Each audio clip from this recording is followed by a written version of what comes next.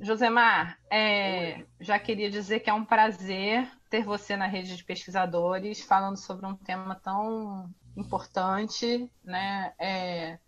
Além de ser um tema importante, é muito bom ter colegas do mesmo grupo de pesquisa junto com a gente aqui na rede. É uma honra ter sido formada no Laboratório em Formação com pessoas tão incríveis com quem aprendi tanto, né?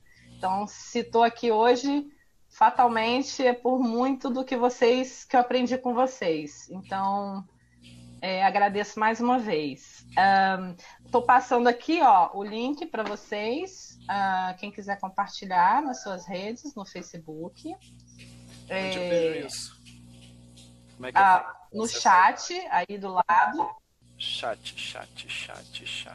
Mais Vou, chat. vou passar aqui também no seu Tá. Facebook. E vou apresentar você é, enquanto você se ajeita aí, eu vou apresentar um pouquinho do Josemar para vocês, tá? Eu agradeço a presença de todos, via Facebook e também aqui na sala. Então, o Josemar é doutorando do Programa de Educação, Gestão e Difusão do Instituto de Bioquímica Médica Leopoldo Demes, da UFRJ. Ele também trabalha na SEDUC e na Prefeitura Municipal de Mangaratiba.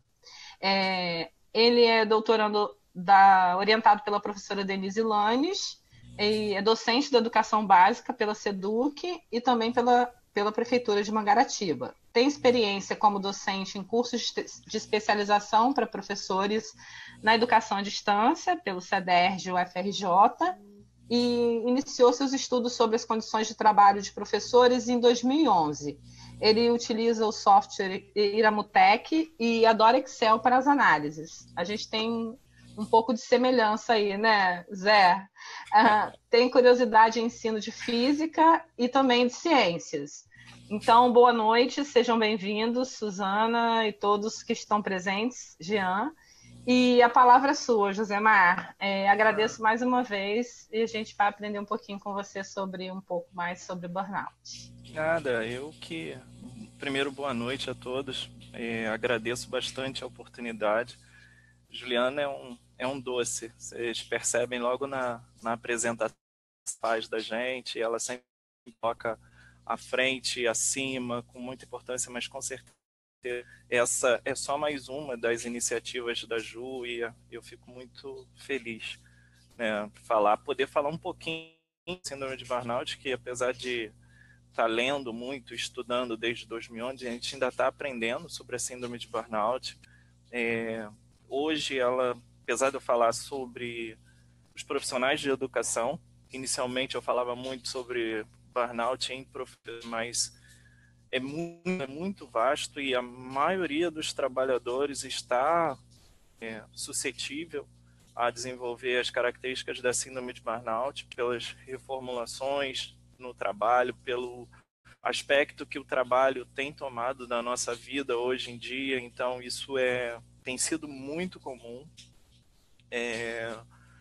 Então assim, eu acho que eu escolhi um caminho, um papo curto, e eu acho que é legal depois, se tiver oportunidade, a gente ampliar essa discussão, mas uma visão bem sobre a síndrome de burnout e pequenas coisas que a gente pode fazer, que eu tenho experimentado comigo mesmo, para essa ajuste família, trabalho, vida, a nossa condição de vida. Eu estou tendo que pesar bastante o meu lado familiar para suportar o meu lado profissional.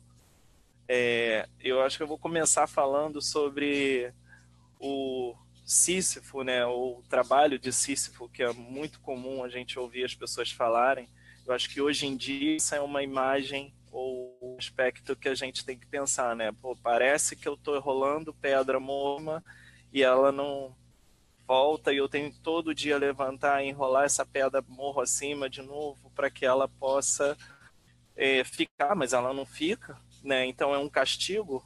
O rei de Corinto resolveu desobedecer os deuses e, e isso tem provocado na nossa vida, né? Eu não sei quando nós desobedecemos os deuses.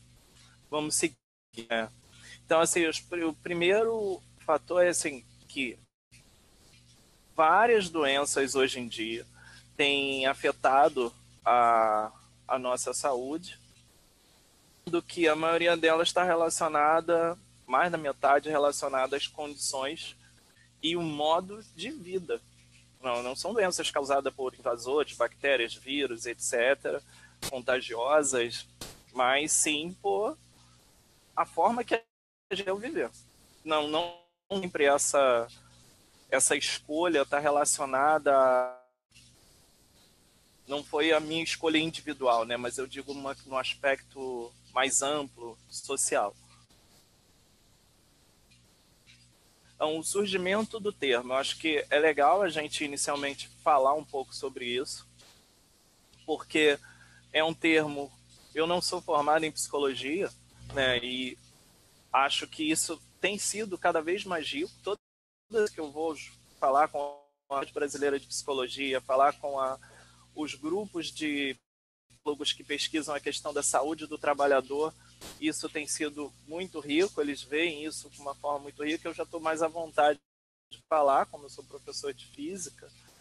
O termo surge na engenharia e significa que os testes de foguete chegavam a esse nível, mostrando que não funcionaria mais de energia. Então, eu não tenho mais funcionamento. Então, a mina entra em burnout. Hoje, nós entramos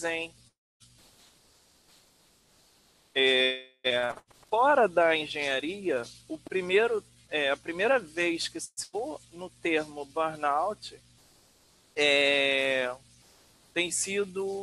foi numa literatura, num caso onde a enfermeira, Miss Jones, né, ela fica totalmente iludida com o trabalho que ela realiza na clínica e resolve abandonar. Ela tem aspectos que hoje são já reconhecidos pela depressão ou questão de trabalho, etc. Posteriormente, um segundo caso, alguns anos depois, de um arquiteto que também não vê o seu objetivo atingido, ele se decepciona com o trabalho e é chamado de a burnout case, mas ainda com menções fora da psiquiatria, da medicina, da sociologia do trabalho. E o primeiro artigo que fala sobre burnout é de Bradley, de 1969, e é o artigo chamado Staff Burnout. Eu acho que eu tenho esse artigo e depois, se alguém quiser, eu posso passar também. Mas só em 1974, o Herbert Berg, médico psicanalista, tratando dependentes químicos, ele começa a definir mais claramente os aspectos relacionados a burnout.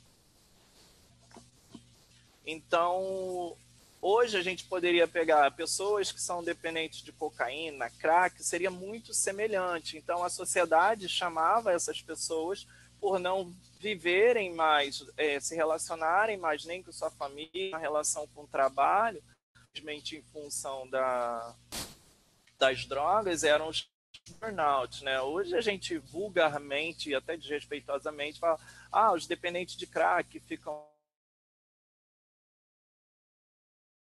mais pejorativamente, eu não gosto. E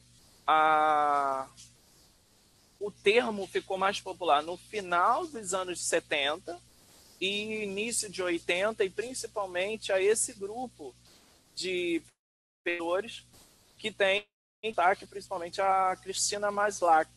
É uma professora que popularizou e, além disso, ela desenvolveu um instrumento que é o mais utilizado no mundo, que é o chamado Maslach Burnout Inventory, e legitimando como uma importante questão social, porque até antes disso, o burnout era visto como um problema dos dependentes químicos ou um caso isolado, mas com as mudanças, principalmente após essa, a gente pode pegar a questão social do trabalho e as mudanças do ambiente de trabalho, mais casos vem acontecendo.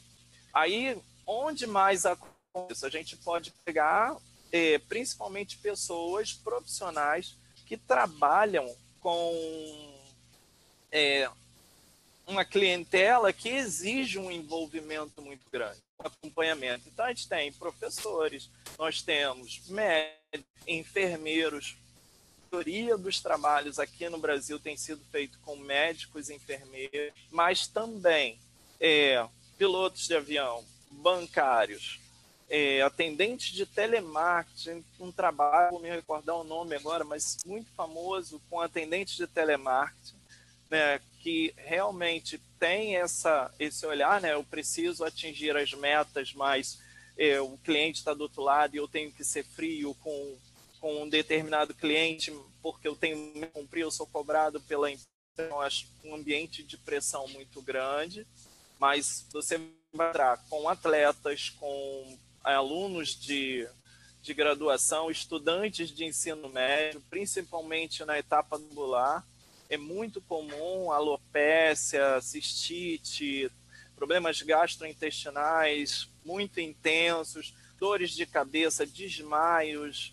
Então, mesmo com estudantes, é muito comum. Na semana passada, eu vi pelas redes sociais mesmo uma postagem em vários identificando colegas que, como eu, são professores, né, são pais e, ao mesmo tempo, eles precisam adequar a sua como estudante de pós-graduação, então fazendo mestrado, fazendo uma especialização, fazendo doutorado e tendo que casar tudo isso, além das pressões de produção, né? Temos que escrever livro, temos que escrever artigos, temos que cumprir carga horária, então é bem intenso.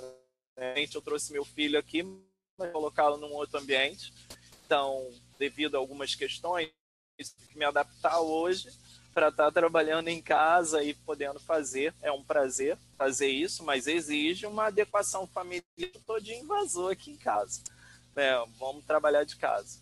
Então, no contexto socioeconômico, ele sempre vai supervalorizar o capital financeiro e desvalorizar o humano. Então, hoje, dificilmente a gente tem ambiente de trabalho onde há uma valorização do humano para que você possa ter uma renda maior, um rendimento maior da empresa e aumentar o lucro da empresa. Então, a empresa hoje olha para o humano, para o recurso humano e tenta extrair cada vez mais, avaliando somente pelos números. Tudo que não é numérico é descartado. Então, a gente pode dizer que quantofrênico, né? A quantofrenia, essa doença dos números, que eu tenho que criar e transformar em números, em índices, para que eu possa avaliá-los. Então, trazendo para a educação, hoje a gente tem as avaliações das escolas, IDEBs, temos, aqui no Rio tinha o SAERJ, que classificava os resultados da escola, mas a gente tem número de alunos aprovados no Enem, a gente tem situações onde o contrato somente com professores de grandes redes particulares associados ao número de aprovações. Então, só vamos renovar o contrato do profissional caso o profissional percentual. Então, eu não acho que é um bom índice, mas respeito. E o burnout, ele é um fenômeno psicossocial que ocorre como uma resposta crônica a estressores interpessoais ocorridos no trabalho. Então, quando se trata burnout ou esgotamento profissional como fenômeno psicossocial, mas na situação de trabalho, então, você vê, o problema não é do indivíduo, não é um problema único. O Josemar não aguenta, mas normalmente acontece isso. Tá? Você tem como consequência do burnout, você pode ter uma estigmatização, você pode ter uma relação de preconceito dos outros por desconhecimento, que os fatores que fizeram com que o funcionário X fosse diagnosticado com burnout e tivesse que ficar de licença, afastamento médico durante um tempo, esses são fatores que estão afetando também outros profissionais. Então, os outros também estão em risco. E por características individuais de cada um, culturais, eles ainda não, e talvez não sejam, não há tenha necessidade de... Mas nem sempre o afastamento acontece por... E uma coisa que a gente precisa observar é até um problema quando a gente faz um levantamento no Ministério da Saúde para verificar o número de afastamentos de profissionais por determinada causa. Existe uma pressão tão grande hoje no ambiente de trabalho que a gente também precisa olhar para quem está indo trabalhar doente. Isso é uma coisa que eu estou olhando, muito recente para mim, onde eu não tinha feito uma reflexão acerca disso. E eu estou muito preocupado, porque como eu, além de pesquisa também, tem umas perguntinhas aqui agora que eu estou vendo, mas daqui a pouco eu vou respondendo. Não, fica tranquilo que a gente vai ter um espaço para você interagir com eles. Pode esquecer isso que eu vou ler tudinho para você. Pode ficar tranquilo, bem, tá? Não, imagina, então, fica tranquilo. Uma coisa nova, eu estou olhando para isso também. Existe uma pressão grande em todos os profissionais. Quer dizer, se você falta e teve licença médica, dificilmente haverá uma pressão no seu ambiente de trabalho. Não vai mudar o trabalho. Isso foi ele que foi fraco, ele que não suportou trabalhar. Ele não aguenta o tranco. Vamos dizer assim, né? Fulano não aguenta o tranco, ele não é fraco. Então é mais fácil você estigmatizar a pessoa, agir com preconceito, cometer bullying entre colegas mesmo, que fala assim, pegou licença, está com problema de saúde, diz que não está aguentando trabalhar, mas eu vi a foto dele fim de semana rindo. É uma situação bem comum, isso vai acontecer mesmo. Mas, por quê? Porque as pessoas não têm conhecimento do risco que estão correndo. E não tem assim, o estalo é de repente. Ninguém sabe, eu vou ficar doente, eu estou ficando doente. Sim, pode olhar para alguns aspectos. Fulano está ficando irritado. Não está mais com ele. O que houve com o nosso colega? Ele está chegando mais cedo, não fala mais com ninguém.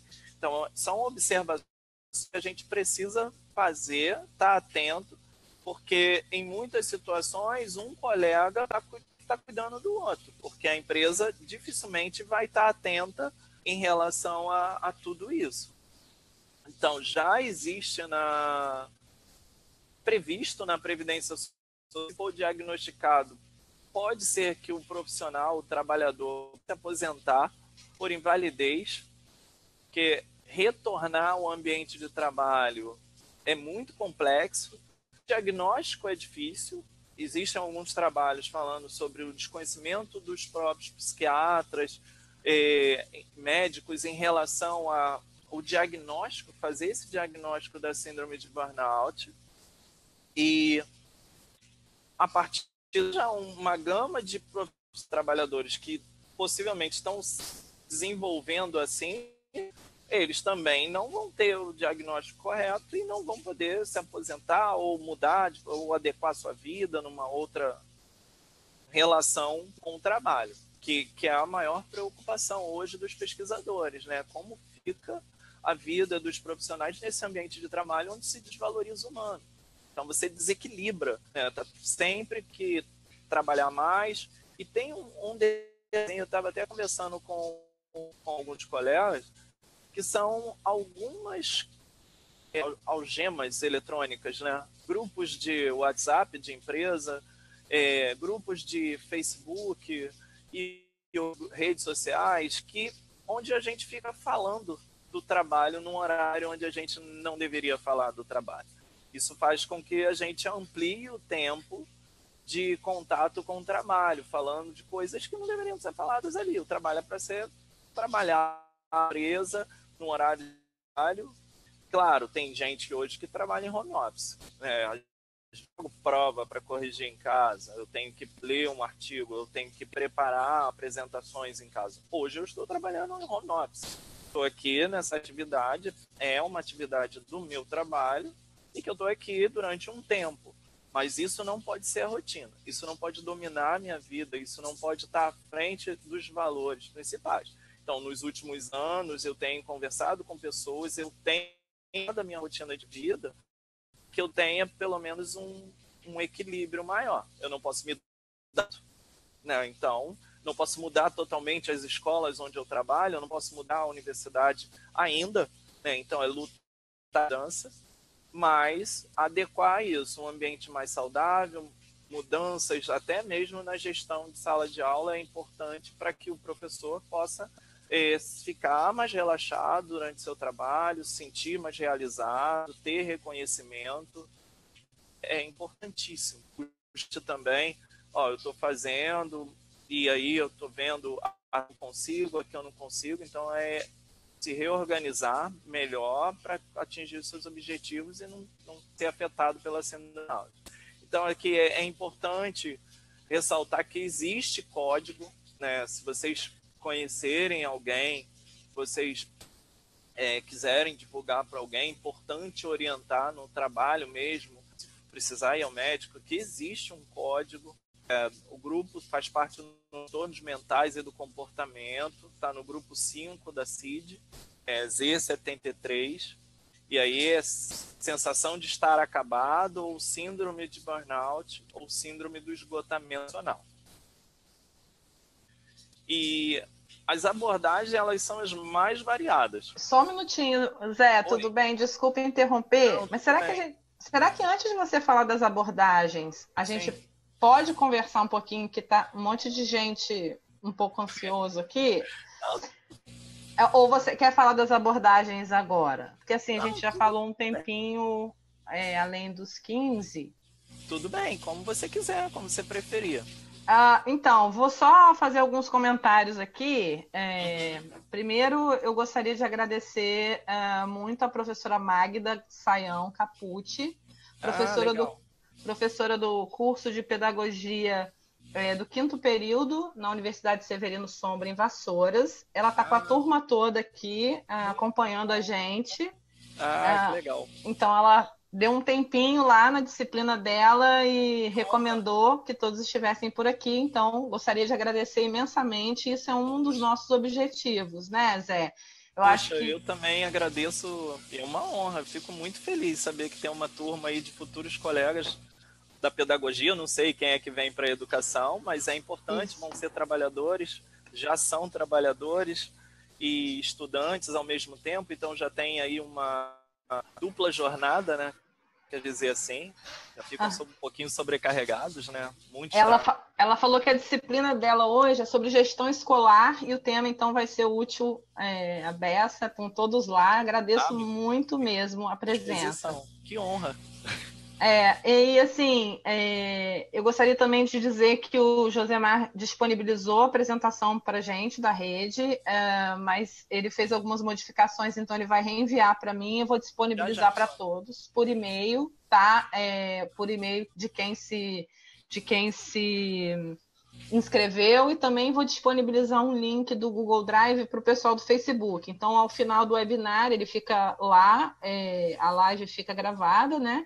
Então, tudo vai ser liberado por lá, tá? Então, Camille, agradeço, mas sim, vai ser. E gostaria de pedir desculpas publicamente, porque apesar da divulgação estar às 19h30, o horário, toda a divulgação ter sido às 19h30, quem se inscreveu acabou vendo o horário das 20 horas. Então, por favor, gostaria de me desculpar com todos, porque teve esse pequeno equívoco na hora da sala do Zoom, tá? Então, dados os devidos informes e pedidos de desculpas, eu vou agradecer ao pessoal que está acompanhando no Facebook e novamente vou compartilhar aqui com vocês, porque tem mais gente perdida por aí que não conseguiu entrar. Então, vocês fiquem à vontade para compartilhar nas redes sociais de vocês. Vamos às questões, então. Aqui a pergunta da Michele Lima. Sim. A primeira coisa que ela nos pergunta é se é considerada uma síndrome a partir de quanto tempo de esgotamento? Uhum. Isso é muito complicado. Não tem assim. Normalmente tem que estar vinculado ao trabalho. Isso é uma condição inicial e assim, se não está relacionado ao trabalho, pode ter outra. E aí, num tempo. Normalmente, o burnout é um. E aí, eu acho que teve alguém que perguntou alguma coisa sobre diferença de estresse no trabalho. E o estresse ele faz parte da vida. A gente estresse. Eu estou estressado agora, fazendo um webinário, pessoas de todos os lugares, eu tendo que responder. Então é um estresse, mas é um estresse que me dá a responsabilidade para fazer as coisas com muita seriedade, com respeito, me cuidar, me preparar para isso. Então, é a coisa mais natural, né? Ou fuga. Né? Você tem esse estresse que não vai atravessar você sem olhar para o lado. Então, no trabalho, você tem que realizar as atividades, você tem que ter um mínimo de estresse. O que não pode é um estresse que é um problema. O outro é um estresse constante, um estresse que te machuca, um estresse que te agride, e às vezes você não sabe nem de onde vem.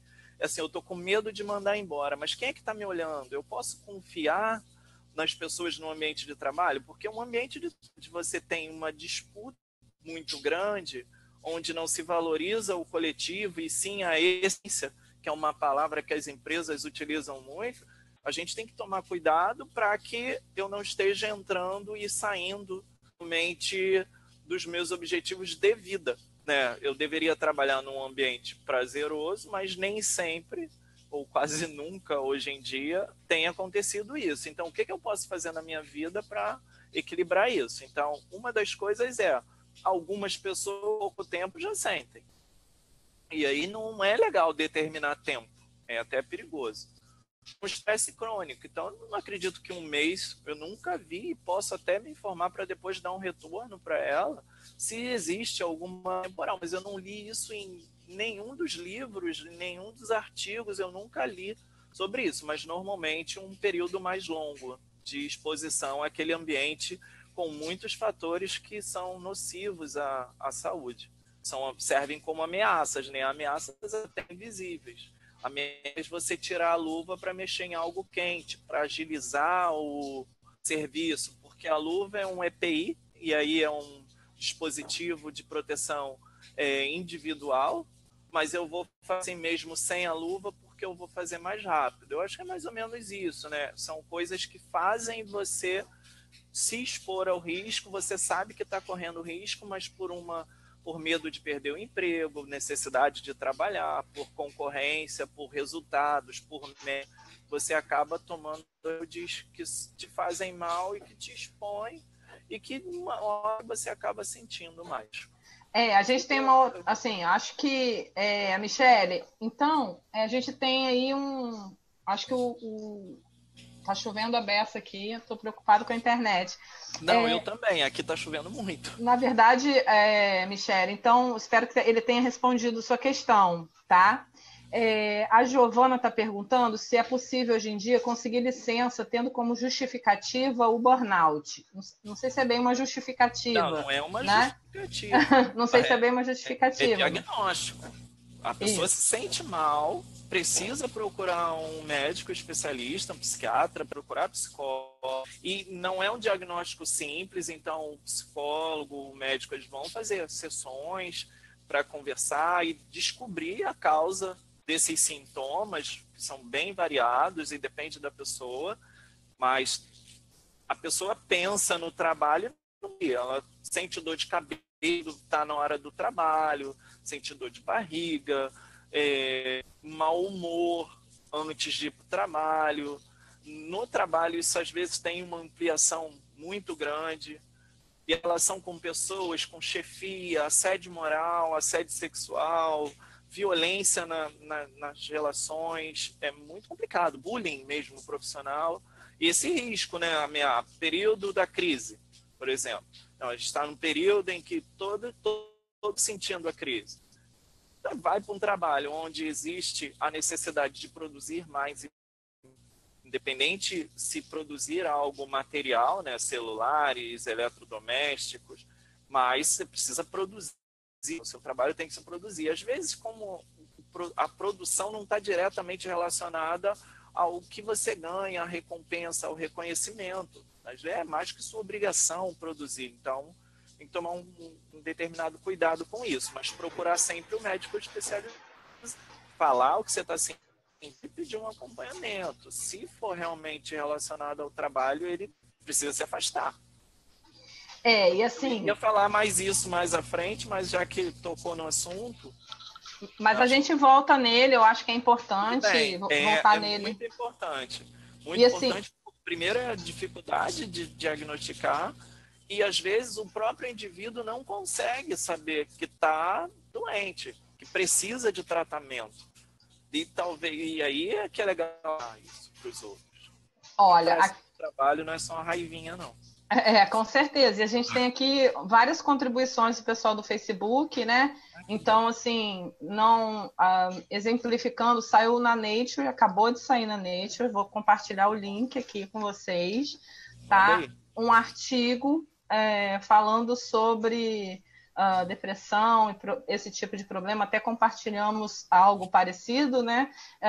Sobre a questão desse tipo de crise em estudantes de graduação, né? E, enfim, eu ainda não tive a oportunidade de ler, o artigo é bem recente, né? De 2018, então, março de 2018. Então, olha a pressão, olha a pressão. Acabou de sair aí, a pressão é grande, então a carreira acadêmica, os professores... Atualizado, tem que ler tudo o tempo inteiro. Então, não, mas na verdade essa foi uma contribuição de um dos nossos parceiros, do Conector obrigado. Ciência, né? Então, Felipe Oliveira, agradeço pela contribuição, porque ele viu que a gente ia falar sobre o tema e ele achou que era legal compartilhar esse arquivo, né? E esse artigo. Eu acho também interessante a gente entender isso tudo e ver quanto isso é realmente um tema relevante, como a Rosidei Santos Nascimento, nossa colaboradora webinarista, colega de laboratório, está falando que é um assunto importante para essa categoria docente, e eu acho que isso é bem mais amplo hoje, né? Para além da carreira docente, mas hoje o foco é na docência. Hoje o foco do Josemar é na docência, mas é bom a gente exemplificar. Eu olho com muita atenção, né, o que eu vivo, e eu posso falar um pouco mais. Mas com certeza eu preciso olhar outras categorias, porque a luta junta, coletiva, unida, ela com certeza tem resultados muito mais amplos. E aí a gente tem aqui comentário do João Silveira, nosso também colaborador webinarista, parceiro, dizendo que o Josemar Barbosa é sensacional. Nós concordamos com isso. Obrigado, João. A gente tem mais duas questões aqui, da Marília Dança e da Fernanda Souza Silva, e também de outras pessoas aqui, sobre a questão da prevenção, como transformar o ambiente de trabalho em um ambiente prazeroso e saudável, né? Então, assim, eu vou falar 3 questões que estão aqui. Tá. Todo mundo aqui falando, o Guilherme comentando, né, nessa questão, todo mundo querendo saber como prevenir, como evitar, né? Então, o Guilherme fala como evitar o burnout no meio acadêmico, onde há alta pressão psicológica para a realização de publicações de alto impacto, busca de resultados, preocupação com Lattes, especialmente para doutorandos, pós-docs que estão preocupados com o futuro, né? Todos nós. E assim, isso é uma preocupação, é a mesma coisa da Eliane, né? Como prevenir, Eliane Maciel, como prevenir tudo isso? Então, assim, a Marília fala do grande desafio é como manter saúde mental e física, né? Fugir do burnout, evitar, prevenir, né? Então, em alguns casos, a gente sabe que está no caminho errado, mas não tem muita opção. Como, por exemplo, no caso dos professores que trabalham em muitas escolas. Precisam disso para sobreviver. Então, como transformar um ambiente de trabalho em um ambiente prazeroso e saudável? E, assim, a Fernanda Souza Silva está dizendo que a partir do momento em que a educação passa a ser considerada empresa, ocorre um aumento de casos dessa síndrome? Tem algum paralelo relacionado? Então, são muitas perguntas de como evitar, como prevenir, em que momento essa síndrome acontece, né? Então, a gente está falando de várias ações. Então, Josemar, prevenir, evitar, transformar o ambiente num lugar mais agradável, como viver essa pressão das nossas profissões e escolhas profissionais hoje. E empreendedores sociais estão sendo afetados por síndrome de burnout. Nós já temos referência. Até então, com 5 minutos para você sair dessa agora, hein, Josemar? Para a gente ir para a segunda parte. Eu tenho algumas dicas que eu dou para mim e que é importante compartilhar, porque eu estou testando isso na minha vida e acho que não faz o menor sentido eu vir aqui ou em outro lugar falar sobre síndrome de burnout, falar que você não dá nenhuma dica para proteger. Como eu falei, eu estou tentando e eu vou aos poucos tentando modificar o ambiente laboral de onde eu trabalho. Mas você imagina, uma pessoa que trabalha 2 manhãs, né, 2 numa escola, e transformar aquilo. Então, é legal se a gente pudesse conversar com os gestores escolares, com as equipes escolares, como eu tenho feito, indo às escolas, e tentar, como alguém comentou, a questão da escola virou uma empresa e agora isso aumenta as aspectos, os fatores que podem provocar a síndrome de burnout, tentar uma horizontalização das relações, né? Porque as empresas que estão organizadas de forma muito vertical e não estão olhando para as pessoas, só olhando os resultados, as metas, elas realmente têm uma chance muito grande. Agora, como o indivíduo pode se proteger disso é buscando um equilíbrio. E aí atividades físicas, cinema, dança, música, família, amigos, o tempo inteiro, de forma crítica, se autoavaliando e vendo se você está se dedicando também a isso, ou se você está roubando tudo que tem mais a ver com a vida do que somente o trabalho e o dinheiro, o capital financeiro. Então, uma coisa que eu tenho feito e que não tenho mais conseguido é pegar outros trabalhos, porque a gente dá aula em escola particular, em escola pública, dá aula em especialização e a gente vai pegando curso, porque o professor ganha pouco, precisa trabalhar mais, né, para comprar as coisas, tem filho, tem mulher, tem casa, tem conta para pagar, mais contas, só que eu não via meu filho, aí você não vê a mulher, aí você, uma conversa com, não posso aqui citar o nome, mas professores falando, às vezes eu não consigo ajudar meu filho a fazer o trabalho de casa da disciplina que eu leciono. Então, é realmente um roubo que acho que é o maior desafio das pessoas, né, como se proteger, é dividir o tempo do trabalho e o tempo de lazer, o tempo para se divertir, para produzir coisas boas para si. Então, buscar o equilíbrio entre o prazer no trabalho, as realizações no trabalho, bem controladas. Eu acho que a gente tem que tomar cuidado com isso, porque a materialização através do trabalho é uma coisa que a sociedade produz já nas crianças, né? Tudo é para comprar, é ganhar, não é ser, e é ter. Então, isso é uma coisa muito grave.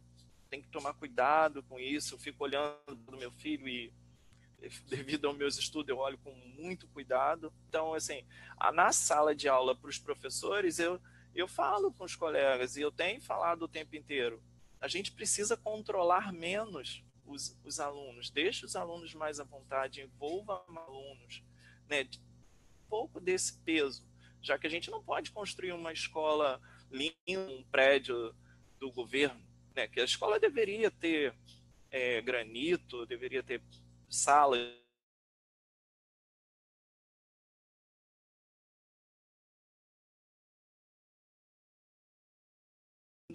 tenho que ficar um pouco feliz porque podia ser muito pior.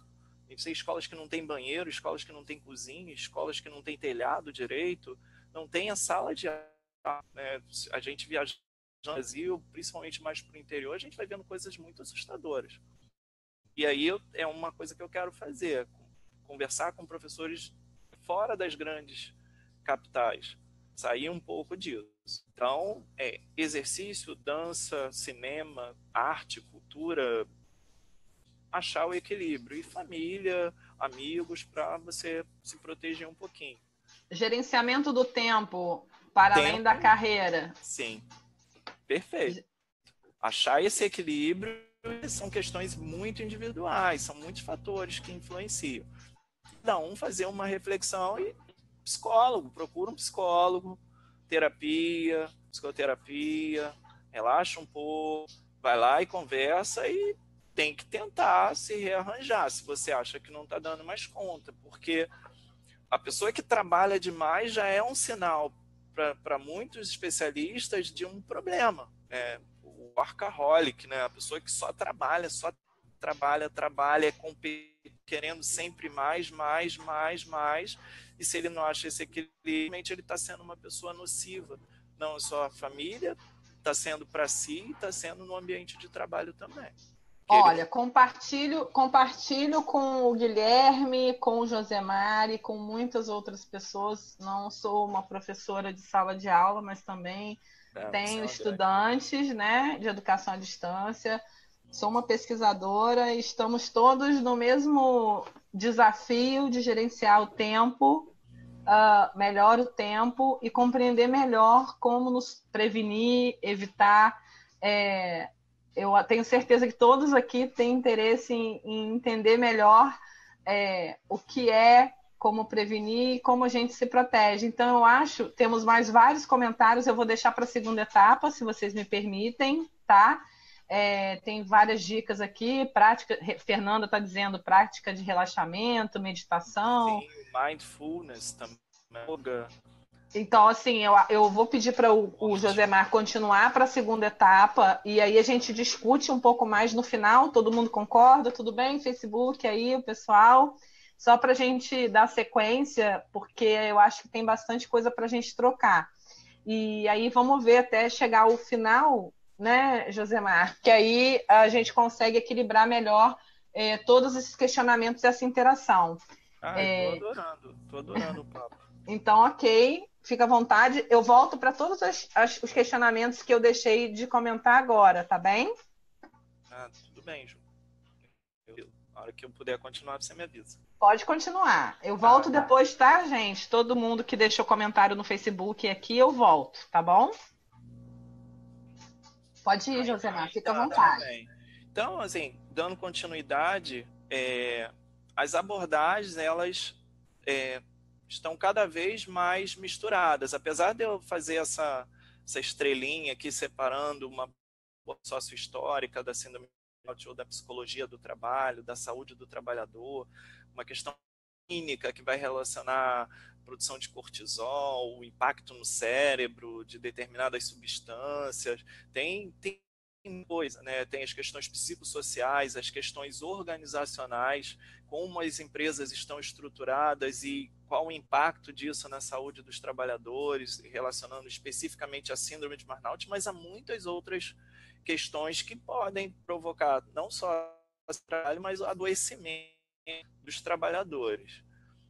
E aí, de uma forma bem resumida de tudo isso que a gente falou, é uma combinação. O burnout, a síndrome de burnout, a síndrome de esgotamento profissional, ela é uma combinação de esforços altos esforços profissionais, com recompensas baixíssimas recebidas.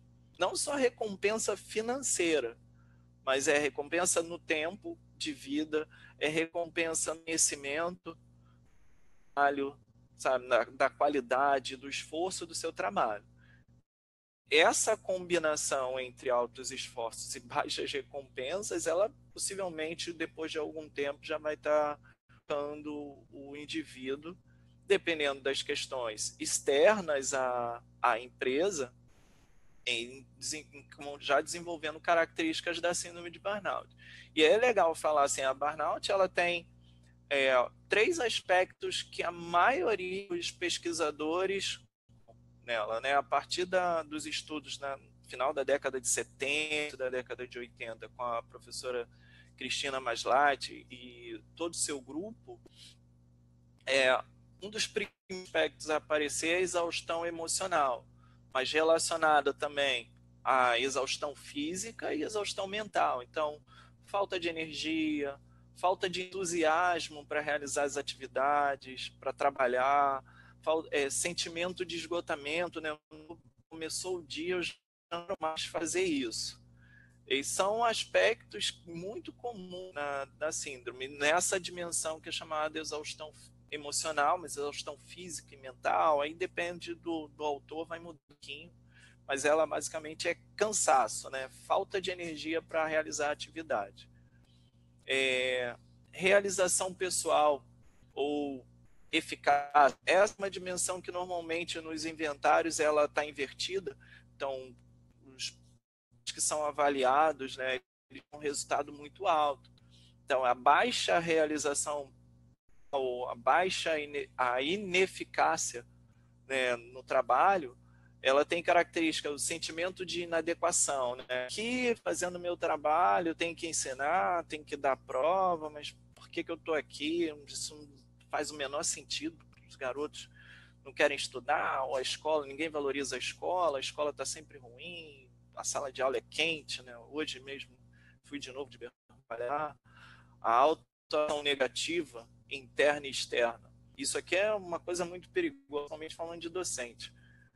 Né? Você manda seu filho para a escola, vamos supor que a gente manda nossos filhos para a escola, e para um profissional que ele se autoavalia negativamente, ele não está feliz, né, pelas condições de trabalho dele, e externamente a sociedade também está estereotipando o professor como de forma muito preconceituosa, um estigma do, sabe, baixo salário, é mal pago, alguém que faz favor para a sociedade, porque talvez, eu não sei se a galera que está aí pode até ir confirmando, mas vocês conhecem muitos que têm sempre uma outra atividade remunerada paralelamente à profissão de professor?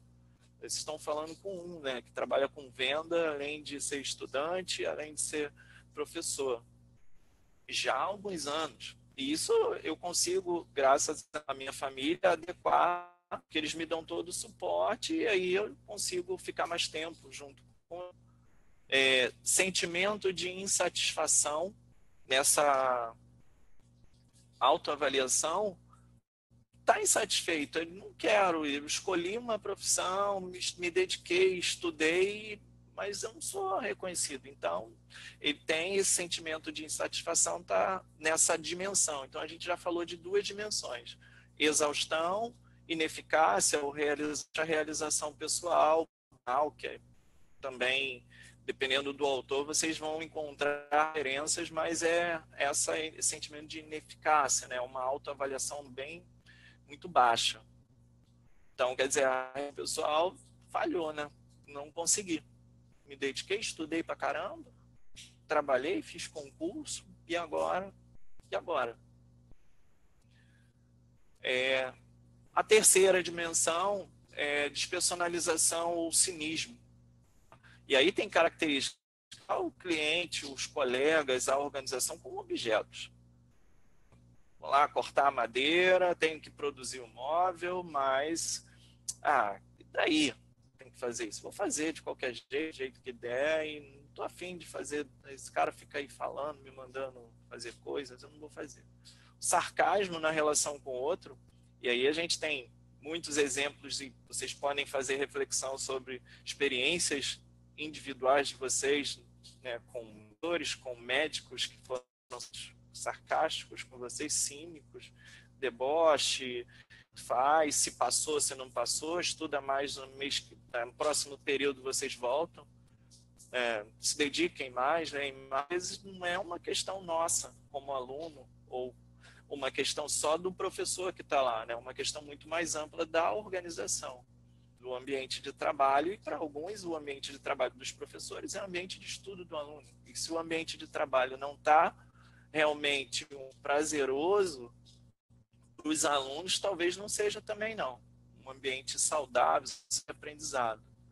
Insensibilidade, como eu já falei, endurecimento afetivo, não tem essa de teus os seus problemas e eu estou aqui para tocar o meu trabalho. E cinismo. Então, quando a gente lida com o humano, o cinismo talvez seja a pior coisa, né? Você ser cínico, não tá lá, tô fingindo que tô te ouvindo. Professor, mas eu fiquei doente. Tudo bem. Faz prova aí agora. Tá, mas eu não vim à aula, né? Eu não consegui pegar a matéria. E como é que a gente negocia isso? Cria-se um sistema para poder atender essas necessidades dos nossos alunos, mas dentro, sem desconsiderar, né? Não, a gente não pode desconsiderar que o professor é um trabalhador. Eu acho que isso também é uma coisa que pega muito. O médico que vai para a mesa, para uma sala de emergência e não tem uma linha para dar. Você não tem soro, não tem agulha, não tem gás, básico, não tem a cama, às vezes, para colocar o seu paciente.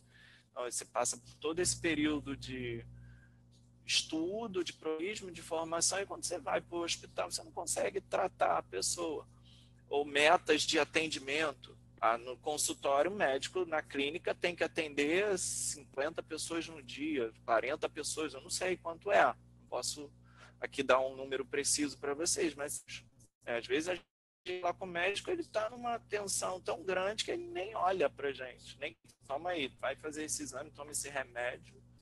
E sei lá, umas experiências muito ruins. Não sei se eu acho bem estranho mesmo. Até quando meus colegas, às vezes, estão tratando o aluno como se não tivesse sentido. Ele vai para lá para ensinar, mas se o aluno não aprendeu, que se dane. Não é assim, né? Mas por que ele está assim, se ele foi lá para ensinar? Será que a gente teria muito mais prazer se todos entender o que ele está falando, dialogar com ele, fazer as atividades que ele põe? Eu acho que aí já talvez seja um aspecto que a gente tem que olhar com muito carinho. Agora, a gente não tem um modelo nessas dimensões, começa por aqui, começa por ali.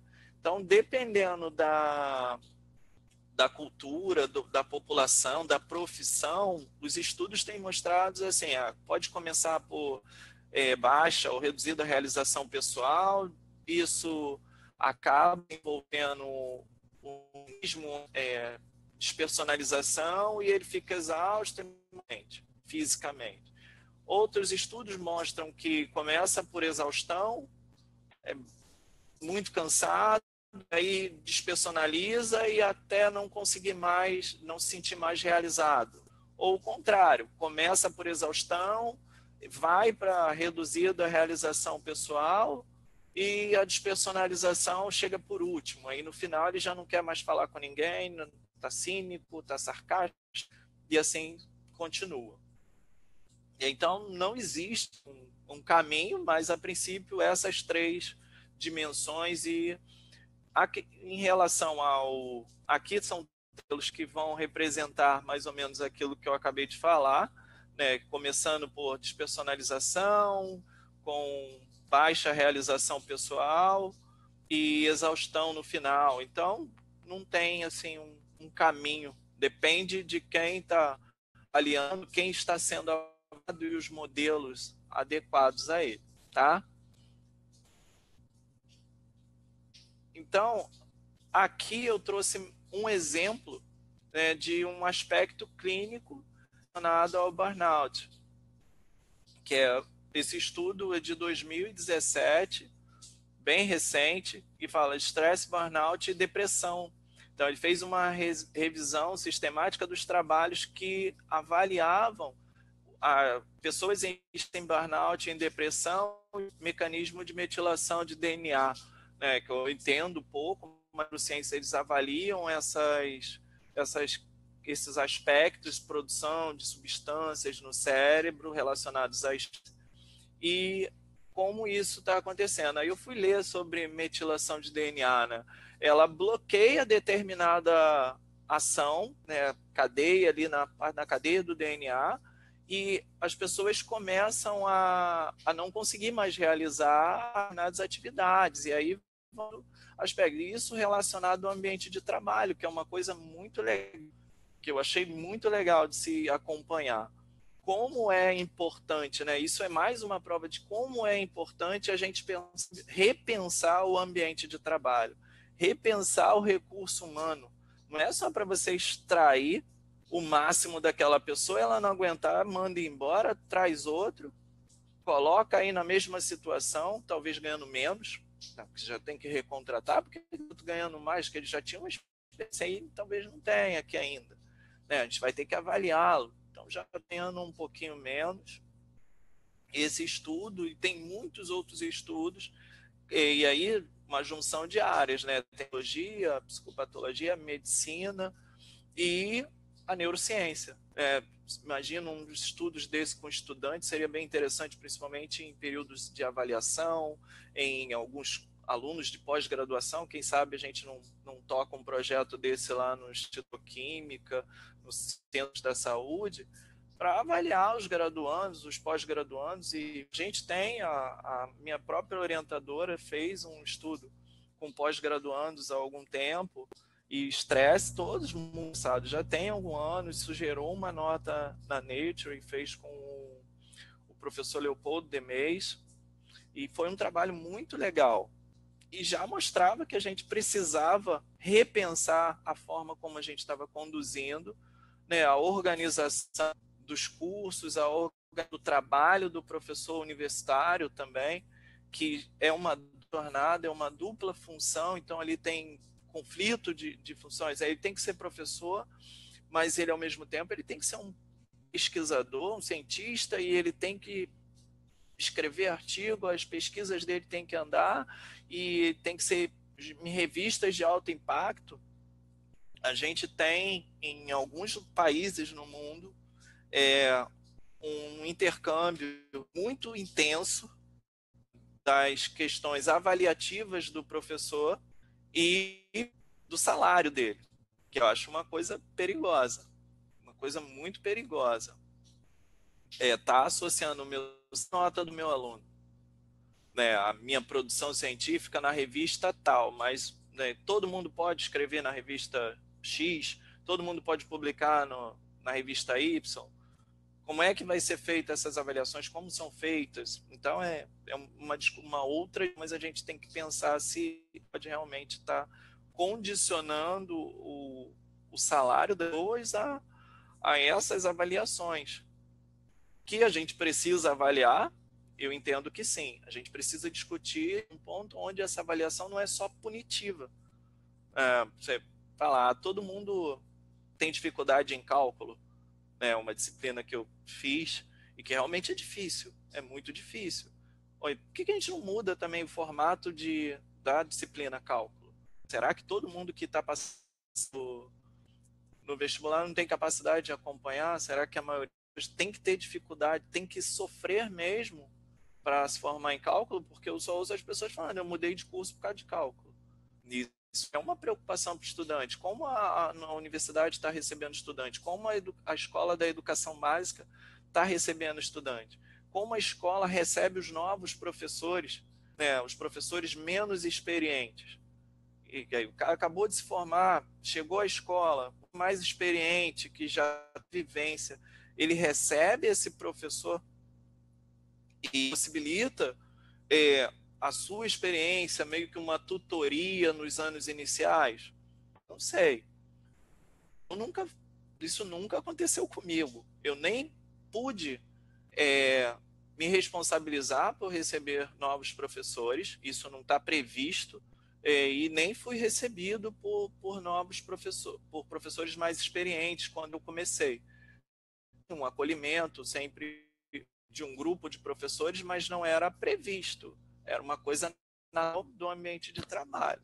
No início eu lembro que eu não sabia nem preencher o diário, e até hoje eu tenho um pouco de aversão. É muita anotação, é muita conta, muito pontinho, e eu resisto ainda um pouco. Eu não entendo a eficiência desse instrumento na escola. E aí, chegando ao ponto em que muitos perguntaram, né, o tratamento. O tratamento envolve... Travou. Calma aí. Psicoterapia é importante.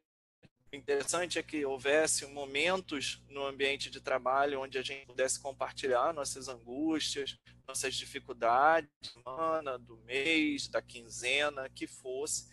melhor se fosse do dia, mas se tiver uma vez ou outra para você poder compartilhar com os colegas, discutir como você se sentiu desafiado naquela situação, a dificuldade que você teve para realizar o seu trabalho, seria bem interessante. Então, meio que um efeito clínico desses círculos de conversa, já tem muitos trabalhos falando desse aspecto, né? Na clínica do trabalho, na psicodinâmica do trabalho, faz essa análise e propõe intervenções nesse sentido de uma reorganização e que tem esse espaço para que você possa falar e seja ouvido realmente.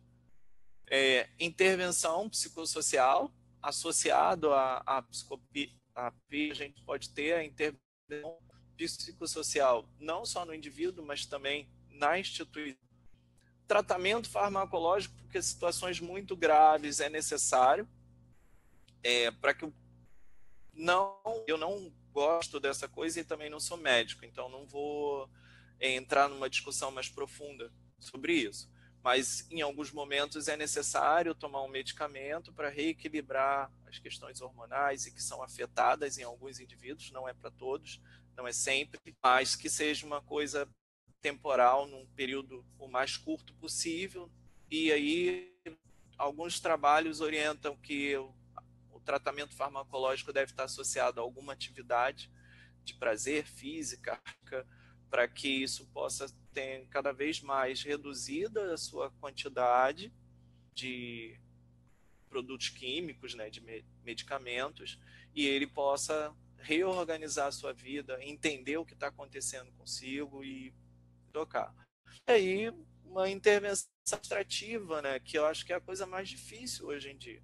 A gente tem atendentes de telemarketing, bancários e médicos, enfermeiros, motoristas de ônibus, pessoas que trabalham em atenção, eletricistas, metalúrgicos e assim vai.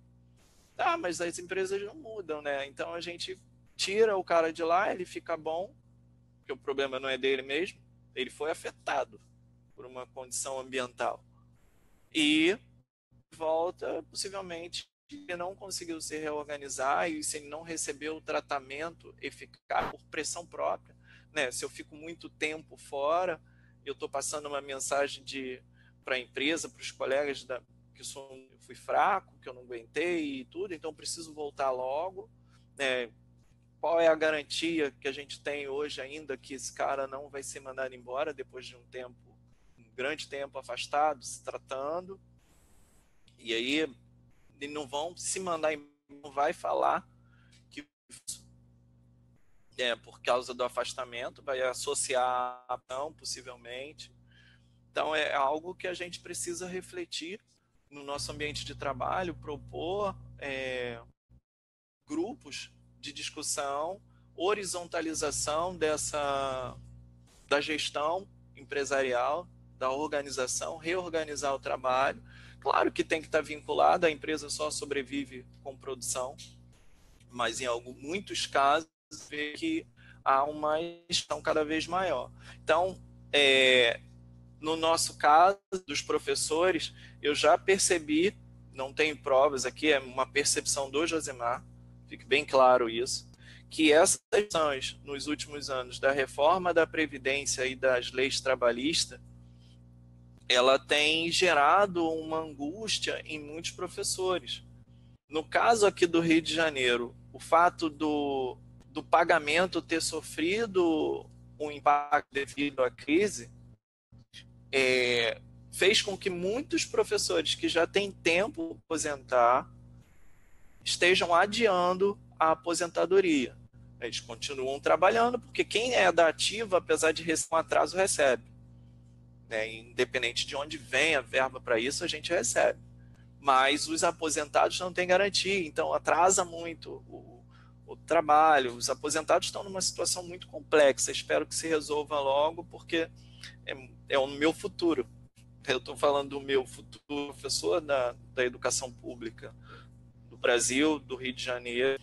Então, Zé, desculpa te interromper, é que a gente está passando um pouquinho. A gente está passando um pouquinho do tempo e tem Tá. muitas perguntas. Então, deixa eu só finalizar Não, esse quadro. não, fica à vontade, é porque realmente Tá. as pessoas Não, estão Ju, querendo obrigado. bater um papo contigo mesmo. Ah, beleza. Tudo bem. Então vamos lá. Então eu só vou aqui compartilhar com vocês e a gente conversa diretamente nas dúvidas de vocês, se eu puder. Então, em relação aos professores, algumas variáveis que a gente tem olhado, o sexo tem uma influência, e aí resultados mais elevados para as mulheres, o fato de ser mãe, dona de casa, professora às vezes em 2, 3, 4 escolas, e aí isso tudo tem sobrecarregado mais as professoras. Aqui no Rio, a questão do início de ano é sempre muito difícil, fechamento de turmas, fechamento de escolas, realocação aleatória da Secretaria de Educação, manda professor para uma escola em lugares muito complicados, e às vezes no meio do ano, onde realizar essa agenda familiar, readequar a agenda profissional com a agenda da família e profissão é muito difícil, né? Você tem que trabalhar, às vezes, em mais 2 escolas que você já acertou o teu horário e muito que está sendo. Tem tido muitas reclamações no sindicato, muita gente se afastando. A autoeficácia, né? Eu me sinto ineficiente, é uma das dimensões da burnout. Idade, suporte familiar, experiência profissional, personalidade, formação acadêmica, grande burocracia, excesso de alunos nas salas de aula, planejamento. A gente tem uma lei de 2008 de um planejamento do professor, quase nenhuma rede respeita isso. Currículo, violência, bullying, meritocracia, grandes burocracias, tamanho das turmas, poder de compra, falta de suporte social, salário. Hoje os professores da rede têm uma defasagem de quase 50%, mais de 4 anos sem uma reposição salarial. Aquela inflação do ano que é corrigido, o salário na database, não tem isso. Então o salário vai encolhendo. Falta de suporte dos pais, dos alunos, então a família cada vez participando menos. Atualização educacional, carga horária, homogeneidade das turmas, né? A necessidade de incluir os alunos com necessidades especiais, mas, ao mesmo tempo, a gente não tem suporte para lidar com esses alunos. Interação com os pais, trabalhos administrativos, gestão, número de aulas, né? Muitos professores trabalham em escolas e aí, dependendo, você tem sempre com perfis diferentes, perfis de gestão diferentes, as escolas muito diferentes umas das outras, e aí você vai se perdendo, né? Qual o sentido do trabalho na minha vida? É uma das coisas que a gente tem olhado, além de, como eu comentei anteriormente, a temperatura na sala de aula é algo assim, no Rio de Janeiro, é algo assustador. Cada vez mais. Pouquíssimas têm ar-condicionado que dá vazão para que você tenha um ambiente saudável. Não é só para trabalho, não, é para estudo também. Os alunos não suportam. E as escolas que não têm ar-condicionado, o turno da tarde é um turno assim, insalubre. Não sei como ainda não aconteceu nada, né? Porque denúncias tem demais e a gente tem que continuar cobrando. E aí a gente tem que pedir ajuda a toda a sociedade, porque as escolas públicas estão praticamente abandonadas. E outra atividade. Então, você, além desse panorama, ter que lidar com isso tudo, para sobreviver, para ganhar um pouquinho, mas ainda tem uma outra atividade. E assim, o que eu tenho visto, muitos trabalham com venda. Então, a proposta que nós temos para os profissionais de educação ter seu trabalho reconhecido, porque ainda tem no ambiente escolar profissionais terceirizados. Cada vez mais profissionais terceirizados que são profissionais estigmatizados, né, que tem preconceitos mesmo entre os professores. Existe um preconceito com os terceirizados, normalmente na portaria, servente, cozeiros, e etc. Eu não sei, acho que eu posso parar por aqui, algumas parcerias, apoio, suporte que eu tenho conseguido acessar professores, tenho discutido muito, agradeço a Verso, agradeço ao Núcleo Trabalho Vivo, com o professor João Batista de Oliveira Ferreira, da UFRJ, ao sindicato e na Secretaria de Saúde e Direitos Humanos, tem reunião para discutir a questão da saúde do trabalhador, a saúde do professor, escola de trabalho, etc., e mais ações. Ju, acho que a gente pode ir para a conversa e depois a gente finaliza aí de forma, porque tem muita pergunta, como você falou, não quero deixar de responder, não. Eu peço mil desculpas de ter que te realmente... Não se preocupe com isso. Então, vamos para as questões. Não. Temos várias. Primeiro, eu vou voltar alguns comentários que ficaram da outra vez, né? Antes da gente sair.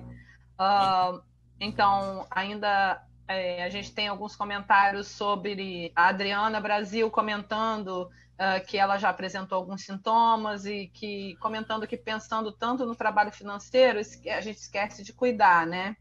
E Sim. A Jeane do Nascimento, não sei se você conhece. Minha mulher? Obrigado, Jeane. Falando que o acompanhamento psicológico também seria uma opção para amenizar transtornos dessa síndrome, né? Sim. E a Fernanda Souza comentando que as metas devem ser batidas até dentro de universidades particulares. E também que os gestores têm dificuldade de aceitar, né, e que talvez com uma maior divulgação científica para gestores poderia ser minimizado. Sim. E aí algumas perguntas, assim, a Magda, professora incrível, que nos presenteou com tantas pessoas incríveis aqui hoje. Obrigado, Magda. Falando que você tem abordagens maravilhosas, claras e objetivas, mas que no dia a dia é desafiador todas essas abordagens, né? E que a insatisfação, a Giovana Galeão estava comentando, que infelizmente, a realidade de muitos docentes, né? Da maioria, essa insatisfação diária, né? E aí agora eu vou partir falando tanto dos comentários, né? A Fernanda falou que também detesta diários, né? Mais uma. E que parece que o mundo acredita que só é possível conquistar algo com sofrimento. Então, que na verdade você teve uma abordagem diferente aí, que foi bem bacana. Que bom, obrigado. Então vamos para as perguntas. A Ellen Correia está perguntando se essa síndrome é a mesma coisa que depressão ou síndrome do pânico. Se existe estatisticamente uma área profissional de maior evidência diagnosticada com essa síndrome. E isso eu vou deixar para você responder. Tá. E a professora Marílvia está perguntando se, por acaso, existe algum trabalho que relacione evasão escolar com síndrome de burnout. Isso é uma ideia fantástica. Na verdade, eu achei alguns artigos sobre isso. Eu achei alguns artigos, depois eu posso compartilhar com vocês em algum momento, tá? Tá, eu agradeço. Mas pode, então, aí as respostas com você. Primeiro, vou pegar pela questão da depressão e da síndrome do pânico. Como eu falei anteriormente, os aspectos da síndrome de burnout se confundem muito com aspectos como o estresse do trabalho, somente depressão, pode ter bullying, né? Pode ter assédio moral, provocar várias questões. E, assim, são multifatoriais, né? São muitas coisas ao tempo. E até fator extra, intrínsecos e extrínsecos ao ambiente de trabalho pode estar influenciando. Um exemplo, né? Quando meu filho nasceu, eu fiquei sobrecarregado. Então, uma coisa que, por mais que eu fale que a mulher tem dupla, tripla, quádrupla jornada por ser mãe, por ser, às vezes, esposa, dona de casa, tem que trazer isso, a sociedade olha, por mais que o homem divida as atividades, é sempre o trabalho da mulher, a mulher que é responsável da casa, os homens também só podem sofrer. Então, a minha ansiedade por ser me colocou numa situação que eu não conseguia encaixar isso com o meu trabalho. E naquele período, eu não tive síndrome de burnout, mas eu estava com uma ansiedade muito grande isso me levou a precisar me afastar do meu trabalho. Eu não tinha condição de trabalhar e precisei de um tempo para me recuperar e me reorganizar e olhar de uma outra forma, não só para o meu trabalho, mas para a minha família também. E ainda estou tentando, é um exercício diário, é uma negociação difícil, né? Muito complicada por todos esses aspectos. Então, a terapia ela é essencial para que o especialista possa avaliar realmente se é pânico, se isso é burnout, se isso é depressão e quais são as causas, né? Porque precisa tratar a causa, né? O que está causando isso para descobrir essa causa e a partir daí ter o tratamento mais correto. Qual era a outra pergunta? A segunda? Se existe estatisticamente uma área profissional de maior evidência diagnosticada com essa síndrome? Existem algumas áreas que têm aspectos em comum, que é a relação com, né, o cliente é humano. Então, assim, medicina, aí você pega enfermagem, médicos de emergência, talvez mais oncologistas, mas médicos, a área médica, a área educacional, professores, e a gente tem visto mais estudos também com os alunos, né, a questão da relação da violência na escola, a expectativa de resultados dos alunos, mas eu não sei se estatisticamente alguma área se sobressai. As áreas, né, que envolvem um risco muito grande de morte ou na relação humana, intensa, constante, dia a dia, elas estão mais expostas aos fatores que pode desenvolver a síndrome de burnout. Eu não sei dizer se uma delas sobressai, porque tem mais estudos na área médica.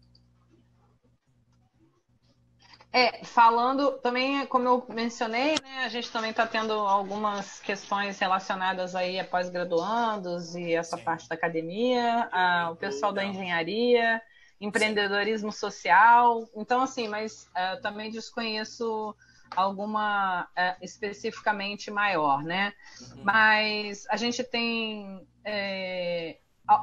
um comentário aqui da Camila Ballarini, que ela disse que está começando a acreditar que a epidemia de depressão em alunos de pós-graduação pode ser devido à epidemia de burnout nos orientadores. Então, pode ser também. Ela está fazendo essa... Uma coisa que a gente tem que olhar com atenção. Pode estar associado, né? A violência do meu aluno pode estar associada ao meu comportamento violento, cínico, sarcástico. Então, pode desencadear, de repente, alguns comportamentos. Pode ser, não sei. Estou aqui junto com ela também. A Celiane Faria está perguntando se após o tratamento é possível reincidência da síndrome. Eu acho que é sim, porque se você fizer um tratamento, se recuperar e voltar para um ambiente sem se reorganizar, sem lidar de uma forma diferente com aqueles fatores, porque dificilmente um ambiente de trabalho vai mudar. O que muda é a sua ação em relação àqueles fatores, é como você reage a isso. Eu voltei para a mesma escola, voltei para trabalhar, e eu vejo muitas pessoas, colegas que voltam, mas voltam de uma forma diferente. Tem até a professora Marilda Lipp, que é uma educadora brasileira que tem feito coisas fantásticas em relação à síndrome de burnout, ao estresse do professor. E ela trabalha com uma quarta fase que ela chama de fase da Fênix, que é uma coisa que eu tenho discutido lá no laboratório com a Era, que é uma coisa que encaixa com ela, envolvente e a nossa questão da saúde. Essa fase da Fênix, é essa transformação que pode acontecer no indivíduo e que acontece em muitos indivíduos, e quando eles voltam ao ambiente de trabalho, voltam de uma outra forma, olhando e agindo de uma outra forma, e não são tão afetados por aquilo, tá? Alô? Oi, desculpa, achei que estava falando. O Guilherme está falando que cada vez mais o olhar de pesquisadores tem se virado no sentido, né, olhando para estudantes de pós-graduação, especialmente depois de uma tragédia na USP no último outubro. Eu acho que ele está falando até de um compartilhamento que a gente fez, né, Guilherme, sobre o suicídio de estudantes. Assim, a gente não fala muito dessa questão em relação aos professores, né, a síndrome de burnout, quando chegar nesse nível, né, de onde a pessoa até comete suicídio, né? Mas eu acho que dentro das perspectivas em que a gente está num ambiente de trabalho, e a gente também acredita, eu tenho dúvidas, mas eu acho que a gente pode considerar a parte acadêmica, né, e pesquisa, orientação, mestrado, doutorado, né? Eu ainda acredito que isso também a gente considere como parte de estudo, mas é uma escolha profissional, né? Você seguir na área acadêmica. Então, a gente não ouve muito burnout, a gente ouve mais depressão e tal, mas acredito que a gente poderia até, visto que também essa parte dos estudos na pós-graduação também são uma escolha profissional, né? Talvez isso também a gente ainda não fale burnout, a gente não ouviu esse termo associado às questões de estudantes de pós-graduação, mas eu acredito que caiba, né? Porque não é considerado trabalho, né? É considerado trabalho. Estudo, mas eu sou estudante, né? Mas eu trabalho. Mas é uma escolha profissional, na minha opinião, né? Sim. Também. Semana, inclusive, eu tenho dia com um dos nossos colegas, né? O Luiz Lanes, que está mentorando, é meu colega lá, nosso colega, né, da Universidade da UFRJ, da nutrição, e aí está falando, a gente precisa discutir a profissionalização do pós-graduando, né, porque mestrado, aí você vai fazer mestrado, tá, mas eu não preciso receber por isso, eu preciso ter alguma garantia por isso também. Eu acho que é uma discussão que nós pós-graduandos, precisamos começar entre a gente, como a gente leva isso a níveis, outras associações de estudantes para realmente considerar profissionais. Não somos só estudantes. A gente precisa produzir coisas, a gente precisa estar envolvido em pesquisa. Então, um estudante, né, de nível básico, né, nem de iniciação científica, nem sei se o de iniciação científica poderia entrar, mas é uma discussão que a gente teve essa semana passada. Na quinta-feira eu estive conversando com o Luiz sobre isso. A gente fica sobre uma pressão muito grande. Eu e meus outros colegas, a gente tem muitos casos de abandono na UFRJ, na UERJ, nas universidades, não só aqui no Rio, mas no Brasil inteiro. Muita gente não suporta o fardo. E aí tem que repensar isso, como está sendo visto para os pós-graduandos, né? E eu acho também que depois de tudo isso que a gente viu, assim, a gente está vendo que a Fernanda está parabenizando você pelo tema que é tão relevante, mas que ainda é tabu. Eu ainda tenho dificuldade de entender o porquê do tabu, mas porque está claro. É difícil, síndrome do pânico, depressão, ainda é uma coisa muito estigmatizada. Tudo que tem gera. E se tem preconceito envolvido, tem muitos estudos nessa área, né? Assim, doenças mentais são as doenças que ninguém vê.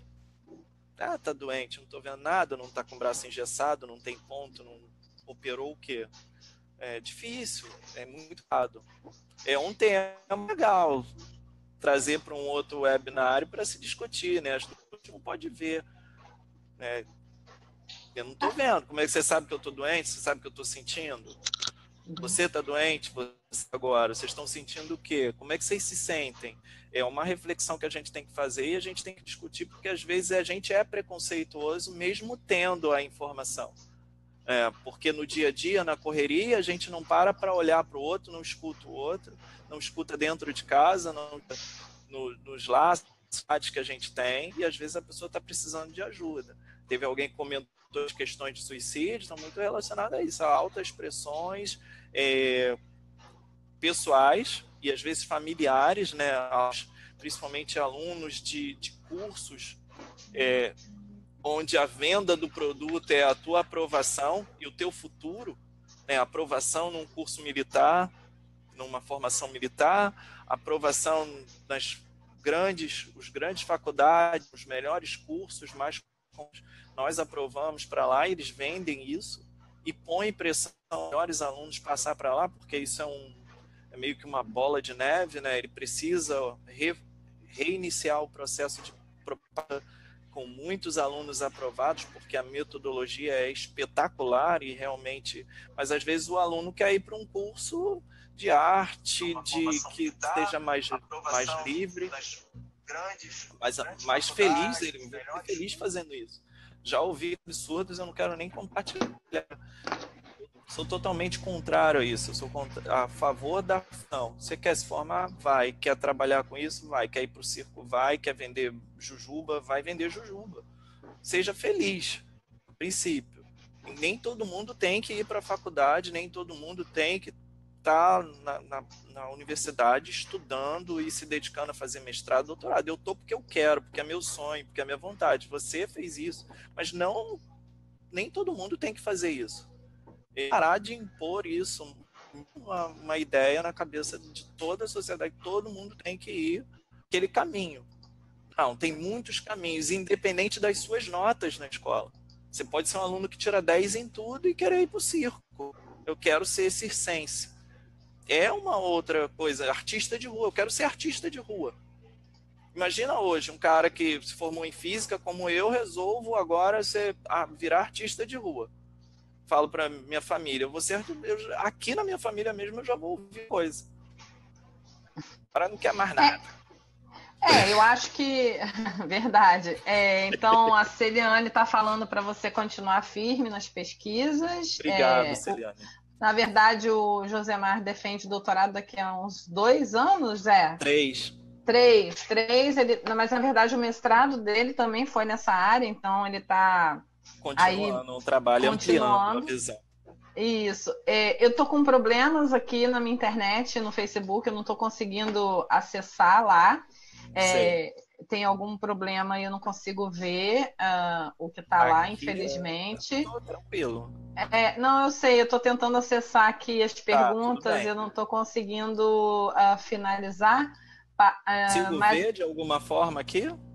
Na verdade, se você entrar na live, você consegue ver os comentários. Eu não consigo entrar. Então, pessoal do Facebook, vocês me perdoem, não estou conseguindo acessar vocês. Eu estou aqui meio Deixa eu entrar pelo Facebook para travada.